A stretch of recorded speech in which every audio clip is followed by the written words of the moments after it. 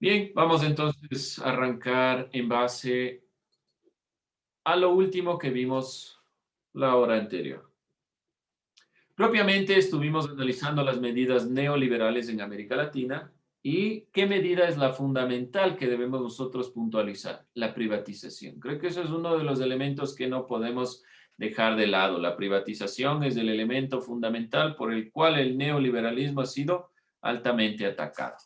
Dentro de esta consideración, entonces nos preguntamos, ¿qué pasa si privatizamos los servicios básicos? Andrea, ¿qué opina usted? Bueno, mi punto de vista es, o sea, si eso se privatiza, cada persona ve por sus intereses, ¿no? Y puede subir el costo para las demás personas y por ende ya muchas no tendrían acceso. Ya muy bien, se pierde el acceso, uno de los elementos importantes de lo que rescato más de lo que se planteó, sobre todo este acceso, creo que es lo más relevante. Solo aquellos que puedan pagar pueden acceder. Vamos a ver qué más tenemos. Alison, ¿qué opina usted? ¿Qué pasa cuando se privatizan los servicios básicos? Como ya dijo, no todos van a poder acceder a ellos, sino solo las personas que tienen mucho dinero. Bueno, como ya dijo, entonces con eso nos quedamos, pero algo más, algo que podamos puntualizar. Está muy bien ese elemento, porque es lo que más o directamente atañe a las personas, el acceso. Pero debe haber algo más. ¿Qué más puede ocasionar el que los servicios básicos se privaticen, sean de empresas privadas? Venga una multinacional y plantee que la electricidad va a estar a cargo de ellos, además del acceso. Digamos que plantean en costos bajos. Digamos que los costos no son altos. Pero ¿qué pasa además de el acceso, que ya vemos que en este caso no es tanto nuestro problema en este supuesto? Opiniones. Vamos a ver quién más nos ayuda. Señor Torres, Joel.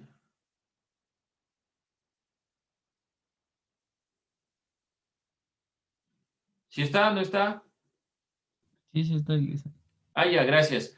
La misma pregunta, ¿qué pasa si se privatiza? Digamos que los costos son bajos. Asumamos que no es caro. ¿Qué pasa?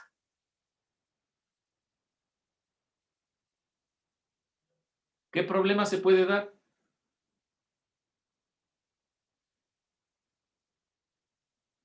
¿Se comprende o no mi pregunta?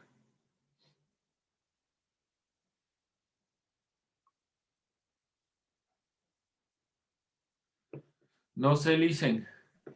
Puede que los sueldos bajen y eso parezca que, aunque no es un costo alto, les impide favorecerse de estos servicios. ¿Por qué los sueldos van a bajar? O sea, puede ser un ejemplo como, o sea, pongamos de ejemplo a Venezuela. Para nosotros no es un costo alto, pero para ellos el sueldo básico es de $5. Entonces, eso los privatiza tanto de luz, de pagar el internet, muchas veces se quedan sin agua por esto de que o compran alimento o pagan los servicios, o sea, como digo, bajan los sueldos, pero no parece que fuera una minoría, pero no les impide tener este tipo de servicios, ya que incrementan las enfermedades porque no hay servicio de salud, Ya, las ya, a ver, un ratito ahí hasta continuar con esta perspectiva. Ahora, su ejemplo es de un país comunista, socialista, donde no se privatiza, sino que el Estado se apropia de todo. Yo sé, usted quiso poner un ejemplo, sí, pero hagamos otra perspectiva. Asumamos que el acceso, el costo no es caro, ¿ya? Asumamos que sí tenemos dinero para pagar. Se puede pagar los costos del agua, de la luz, del teléfono. Asumamos eso. Pero ¿qué pasa detrás de la privatización? Si yo puedo pagar, yo tengo acceso, tengo trabajo, ¿Qué pasa detrás de la privatización? ¿O no hay problema? Ustedes dicen, no, no hay ningún problema, pero si usted puede pagar, tiene trabajo, ¿qué importa quién le pague? Igual va a tener luz.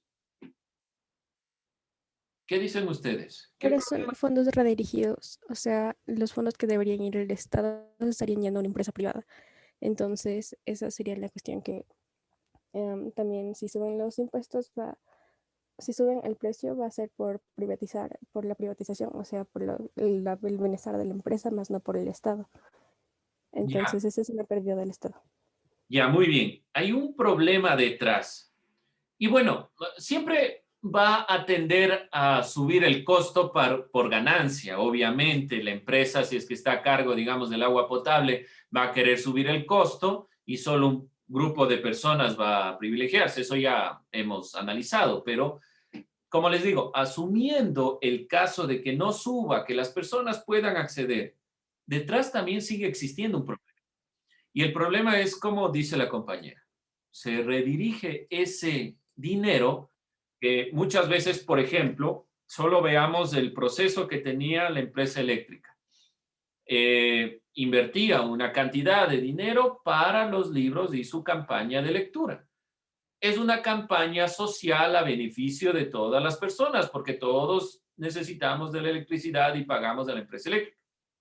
Ese dinero, que es un excedente, en realidad va a manos de una empresa multinacional. Entonces, como va a manos de esa empresa, tal vez se beneficie, digamos así, la persona que trabaja dentro de la empresa. Pero la sociedad no se va a beneficiar en lo más mínimo. Uno de los problemas detrás de la privatización de las empresas públicas y sobre todo con servicios básicos, porque son los que más dinero generan, son los que más ingresos generan porque todo el tiempo tenemos que utilizar agua, luz, teléfono, internet. Al momento que esto se privatiza, todas las ganancias se van a empresas en otros países, en otros lugares. Entonces, esa inversión que podría ser para inversión interna, para educación, para salud, no se tiene. Ese es el inconveniente de fondo, más allá del acceso, que sí es importante, es verdad. El momento que se privatiza, lo primero que pasa es que solo un grupo tiene acceso y, por ejemplo, el agua de un sector es mejor que la de otro. La energía eléctrica llega mejor a un sitio que a otro. ¿Por qué pasa esto?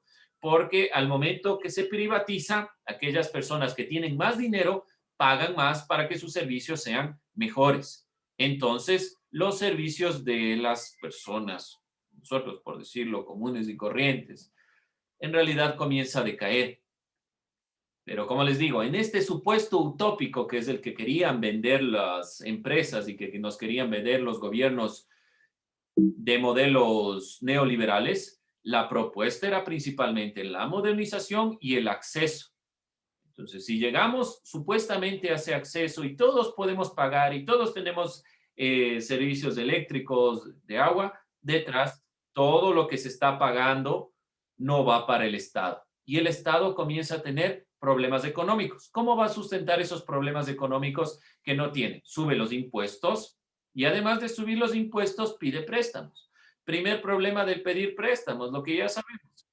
Para los años 80, el Ecuador y América Latina caen en una crisis de pago de intereses que realmente se ve realmente o engrandecidamente problemática para el 82, donde ya no podemos pagar esos intereses.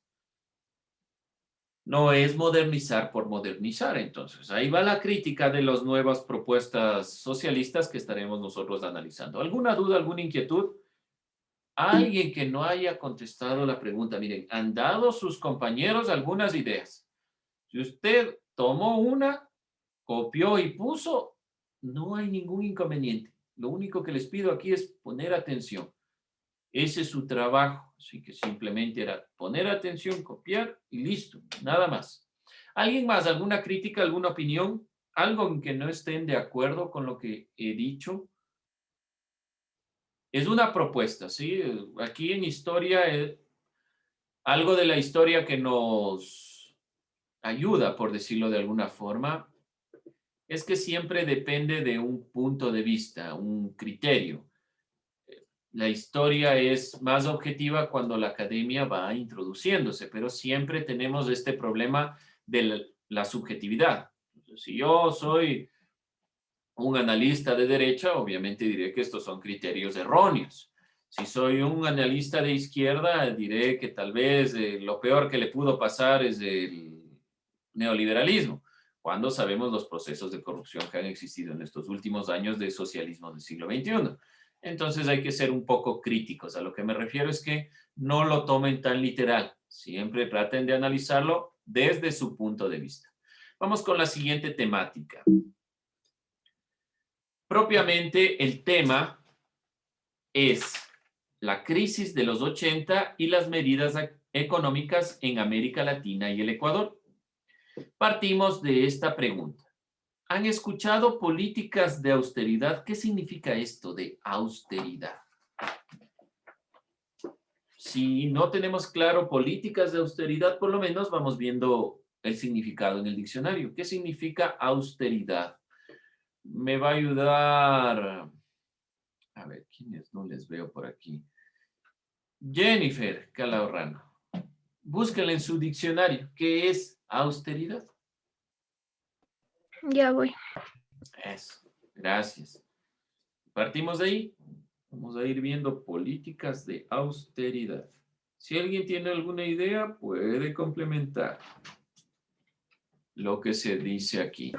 Dice, la austeridad es la cualidad de ser austero. Consiste en renunciar a gastar dinero en determinadas cosas de las que podemos prescindir con el objetivo de disponer de ese dinero que no gastamos. Gracias. Entonces, ¿qué será una política de austeridad? ¿Alguien más? En base a la definición, la austeridad es prácticamente yo gasto, qué sé yo, $20 semanales. Como eso no me alcanza y no estoy viviendo suficientemente, tengo que pagar demasiado, voy a guardar una cantidad de ese dinero y voy no a gastar todo lo que yo quisiera, sino a guardar porque tengo un problema económico y tengo que pagar una deuda. ¿Qué política de austeridad podrá realmente tomarse en cuenta si hablamos de América Latina? Es lo que vamos a analizar el día de hoy. ¿Alguien alguna idea, tal vez, alguna opinión? Miren las imágenes que se plantean ahí. Es el Banco de Nueva York, el National City Bank, y una persona con un paraguas. Por eso la pregunta de la austeridad. Vamos a ir puntualizando. De todos modos, alguna idea nos deja. Es propiamente esto la austeridad, lo que vemos aquí en la imagen de la persona con el paraguas. Vamos a plantearnos el enfoque histórico propiamente dicho. Años 70, 15 de agosto de 1971, se eliminó la convertibilidad de oro en dólares. Estados Unidos ingresa a la guerra de Vietnam. Presidente Nixon. Y una gran lucha por una guerra realmente infundada. ¿Cuál era el objetivo real de la guerra de los años 70, guerra de Vietnam? ¿Alguien? ¿Alguna idea? ¿Cómo así entró Estados Unidos a combatir en Vietnam? Este es el contexto del cual se va dando. Vamos a ver, 70 y 80 son los años en los que se va dando el problema económico, político y social en América Latina, impulsado obviamente por los Estados Unidos, quienes son los que van a prestarnos el dinero a través de todo lo que es el Fondo Monetario Internacional, que son prácticamente ellos mismos, y el Banco Mundial, que obviamente son ellos mismos. Entonces, a raíz de esta consideración, impulsado por el neoliberalismo, la implementación del neoliberalismo en América Latina, van a sustentar su modelo económico. Yo diría de una u otra forma, Estados Unidos planteó una perspectiva neocolonial en América Latina. Eso es una interpretación mía. ustedes tienen alguna objeción frente a eso, pueden opinar. Pero desde mi punto de vista, Estados Unidos planteó un modelo neocolonial desde el neoliberalismo para sustentar su economía decrecida desde los años 70 por la incursión en la guerra de Vietnam. Sabemos muy bien que los Estados Unidos perdió esta guerra, que incursionó principalmente para combatir supuestamente al Vietcong, a los comunistas, devenidos de toda esta época de la Guerra Fría y el supuesto miedo al comunismo y todas estas consideraciones. Detrás siempre hay intereses económicos. En el 71, cuando se elimina la convertibilidad de oro en dólares, comienza a haber un problema. Los países, sabemos muy bien, todos tenemos una cantidad de oro en el Banco Mundial y todas estas consideraciones que nos permite tener una cierta solvencia. Se elimina esto y no hay solvencia económica. Años 80, Ronald Reagan y Margaret Thatcher, los grandes impulsores del cambio económico, cambian las políticas de las tasas de interés pasando de bajas a altas a los prestamistas.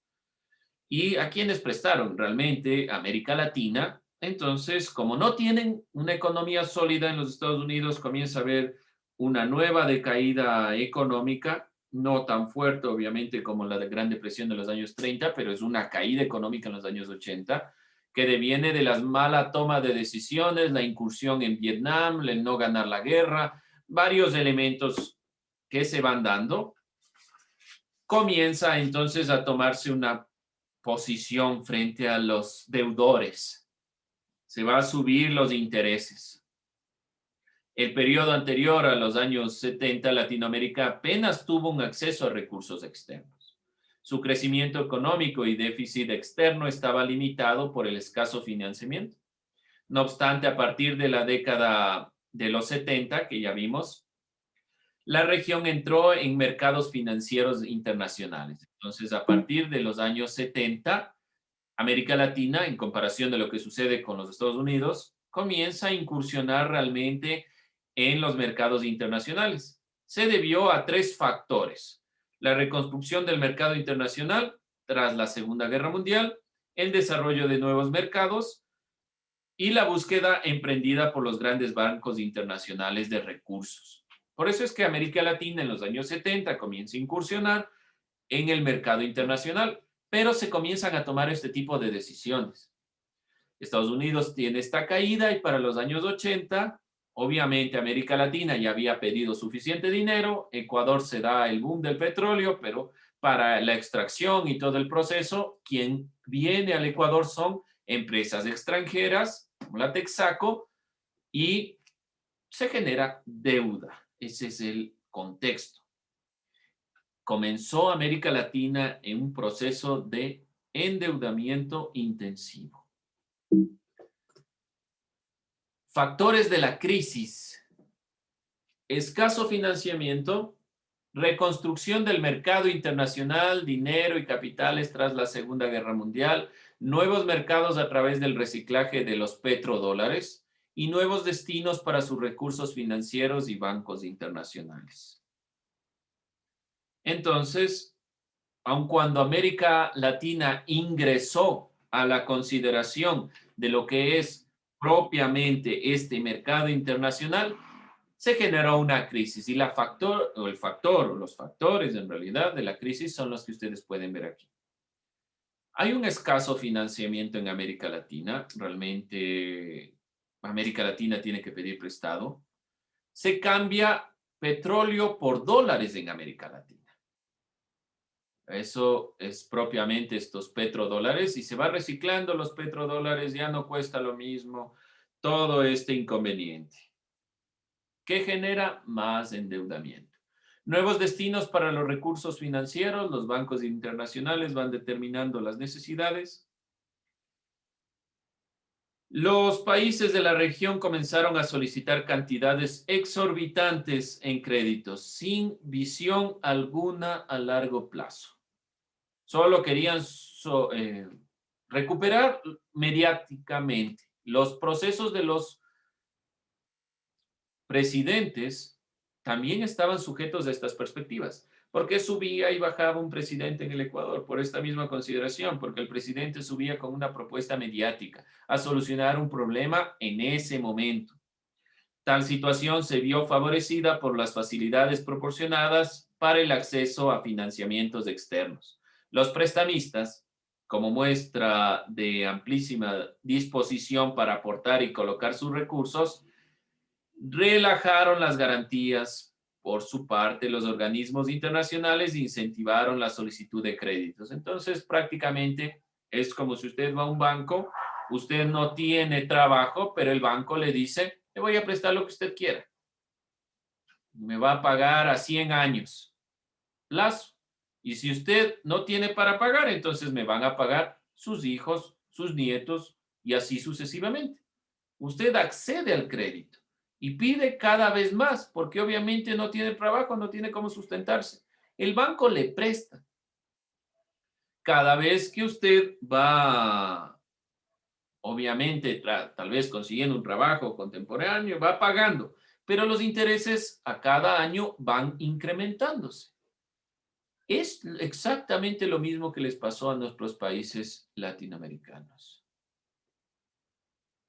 Como una especie de concertaje. ¿En qué sentido, Kelly? Por ejemplo, cuando como un contrato con el que les engañaban a los indígenas para que firmen un papel para darles un pedazo de tierra que tienen que ir pagando con trabajo y más años, y si no terminaban de pagar con los hijos. Sí, entiendo ese sentido del concertaje, pero me refiero a cómo se relaciona aquí el concertaje. O sea, la deuda iría de esa misma forma. ¿Cómo darle? De haber pagado, o sea, haber firmado el contrato para pagar con una cantidad de IVA, pero no pueden pagar, así que pasa por los hijos y los hijos. Sí. Yo creo que, y una de las críticas principales del neoliberalismo justamente ha sido esta. Realmente fue una nueva forma, como les decía yo, desde mi punto de vista de colonialismo, y podemos puntualizar, sí, una forma de concertaje, la perspectiva de ver, mire, yo le doy esta cantidad de dinero, usted arregle su país como mejor pueda y me paga con esta cantidad de intereses.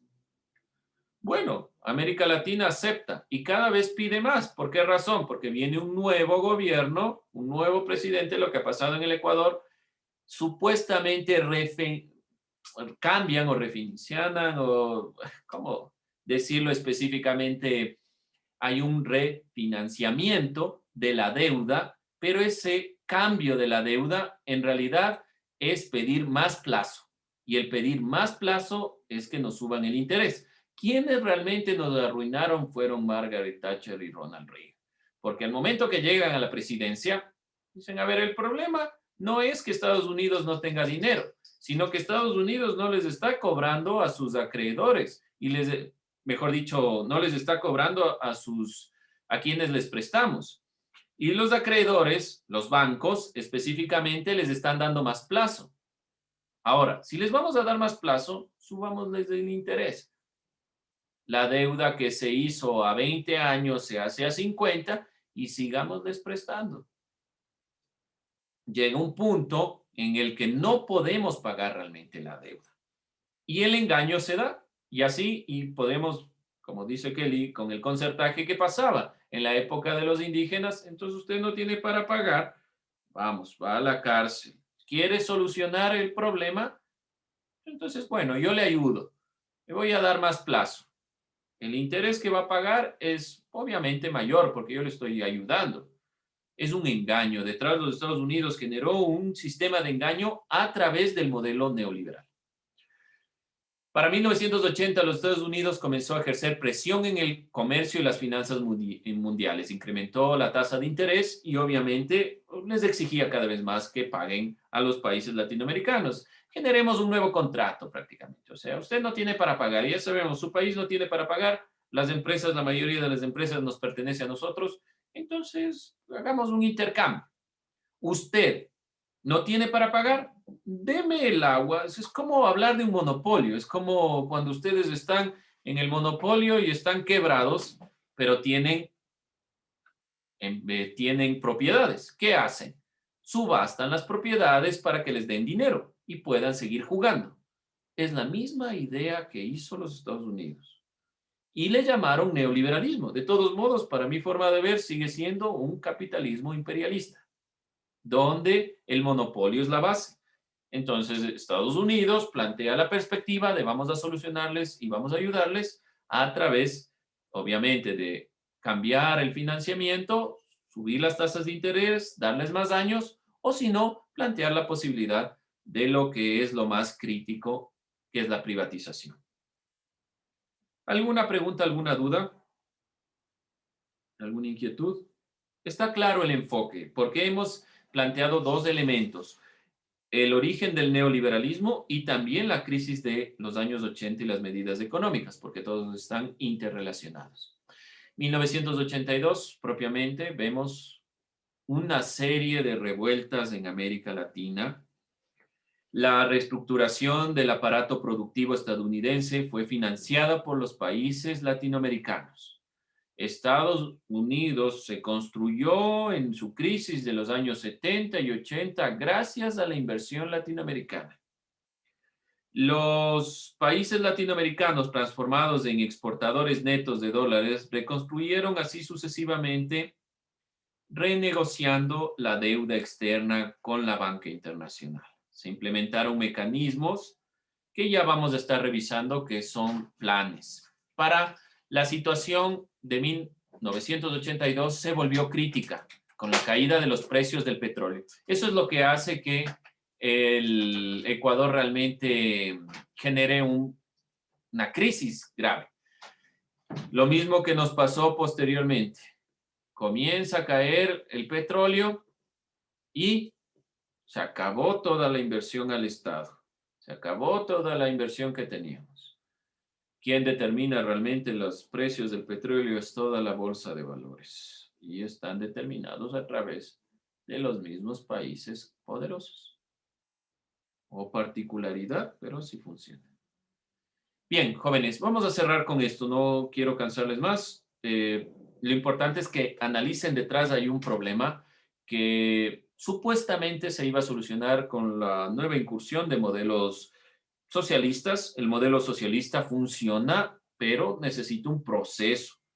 Y aún así tiene sus inconvenientes. Estaremos viendo ya esto en siguientes clases y complementando lo que estoy aquí enunciando con estos planes que se plantearon. El plan Baker y el plan Brandy, que son los dos modelos o los dos planes para cobrar. No se preocupen ahorita, solo les dejo plantear. Bien, jóvenes. Con eso cerramos esta clase, tomo lista y nos vamos.